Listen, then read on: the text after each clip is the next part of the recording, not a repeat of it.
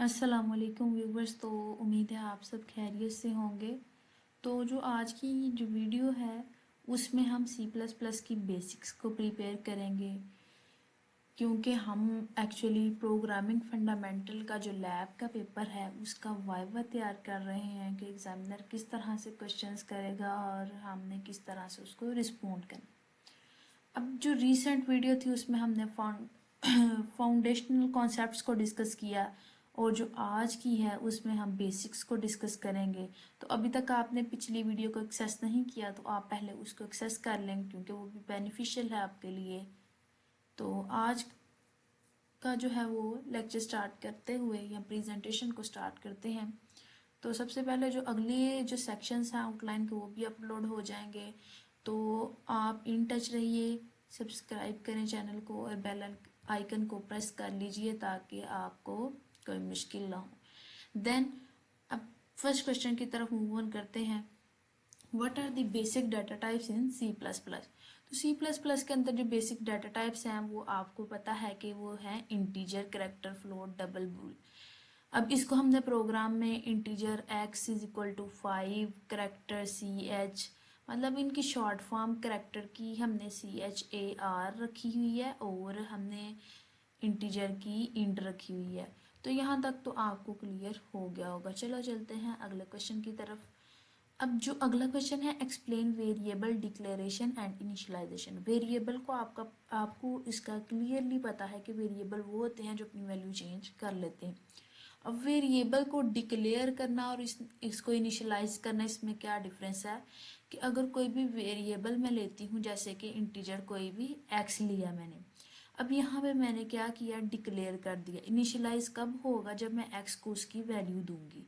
तो यहाँ पे x की वैल्यू मैंने रख दी 5, यानी कि पहले मैंने उसको नेम दिया एंड देन उसको वैल्यू दी। तो जो वैल्यू देने वाला प्रोसेस है उसको हम कहते हैं इनिशियलाइजेशन, और जिसमें नेम देते हैं वो है डिक्लेरेशन। चलिए अगले क्वेश्चन की तरफ चलते हैं। तो difference describe the different types of operators in C plus plus. तो ऑपरेटर जो हैं वो अरिथमेटिक ऑपरेटर होते हैं। Arithmetic relates to addition, subtraction, multiplication and division. और कंपैरिजन में आता है equal to, not equal to, greater और लेस देन। अब ये सारे आते हैं कंपैरिजन में। लॉजिकल ऑपरेटर वो हैं एंड और नॉट। लॉजिकल ऑपरेटर में एंड और नॉट। और असाइनमेंट ऑपरेटर में ये ऑपरेटर्स आते हैं, ग्रेटर देन और इक्वल टू। उम्मीद है आपको यहाँ पे समझ आ गई होगी क्वेश्चंस की। तो नेक्स्ट क्वेश्चन की तरफ मूव ऑन होती हैं।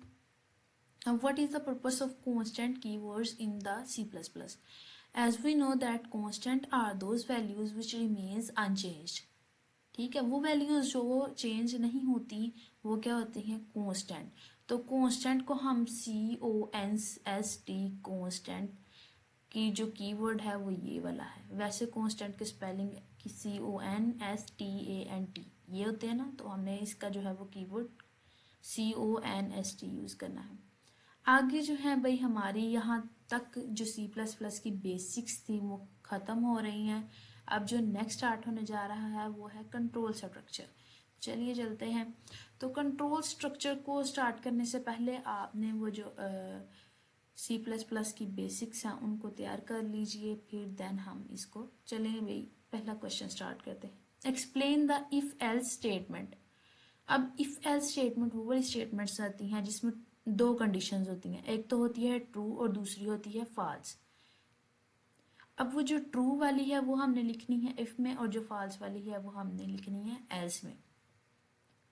इतनी आपको समझ आ गई होगी। If statement execute different blocks based on the condition.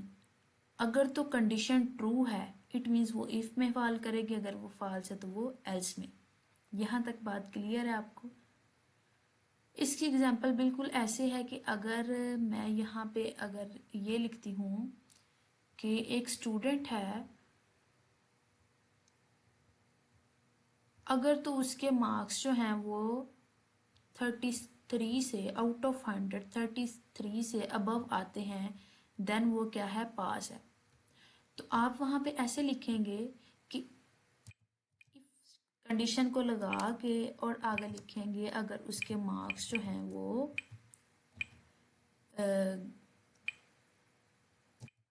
Greater than or equal to 33। फिर इधर हम प्रिंट करा देंगे कि जो स्टूडेंट है वो क्या है, पास है। मैं बस वैसे रफ वर्क कर रही हूँ तो बस आपको समझाने के लिए। तो यहाँ पे मैंने क्या एंटर कर दिया कि वो जो है वो स्टूडेंट पास है। अब ये जो थी ये थी ट्रू कंडीशन। अब जो एल्स में आएगी वो क्या होगी, फॉल्स। एल्स कि अगर ऐसा ना हुआ तो क्या है, तो आपने यहाँ पे प्रिंट करा देना है। तो मैं इसको प्रिंट करा दूंगी। अच्छा, ये जो सी आउट मैंने इधर यूज़ किया है इसी को इसे मैं कॉपी कर लेती हूँ and then paste it here. तो मैं यहाँ पे लिख दूंगी फेल। तो इस तरह से बेसिकली इफ एल्स का जो है वो स्ट्रक्चर डेवलप होता है कि जो आपके पास ट्रू कंडीशन होगी आपने उसको किस में लिखना है, इफ में, और जो फॉल्स होगी उसको एल्स में।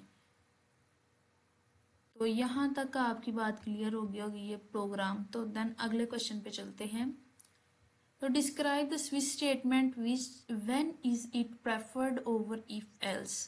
अब देखें, अब स्विच स्टेटमेंट्स जो हैं इसमें हम केसेस यूज करते हैं, केस 1, केस 2, केस 3। वो जो है वो डिफरेंट ब्लॉक्स को जो है वो एग्जीक्यूट करवाता है एट ए टाइम। अब डिफरेंट ब्लॉक्स को क्या, if I say that when I enter 1, तो वहां पे मुझे मंडे प्रिंट हो कि जो डे 1 है वो क्या है, मंडे। तो ये सारा स्विच स्टेटमेंट्स का काम।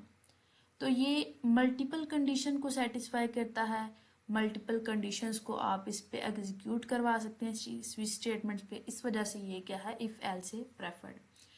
हालांकि अगर इफ एल्स को देखा जाए तो वहां पे सिर्फ 2 कंडीशंस एग्जीक्यूट हो सकती थी, 2 से ज़्यादा नहीं थी हो सकती। तो यही इसकी खासियत है कि ये स्विच स्टेटमेंट इफ एल्स से अच्छा है क्योंकि ये मल्टीपल कंडीशंस को जो है वो रन करवाता है। अगले क्वेश्चन पे चलते हैं। What is the difference between for while and do while loop. अब जो फॉर लूप है ना ये कलेक्शन पे बेस करती है। फॉर लूप का स्ट्रक्चर अगर मैं ड्रा करूँ तो फॉर लूप कुछ इस तरह से होती है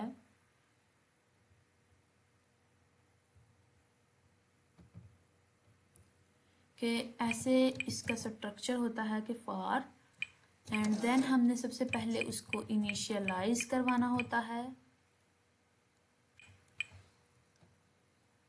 उसके बाद हमने वहां पे इसकी कंडीशन बतानी है, फिर उसकी इंक्रीमेंट या डिक्रीमेंट को हमने शो करा देना। तो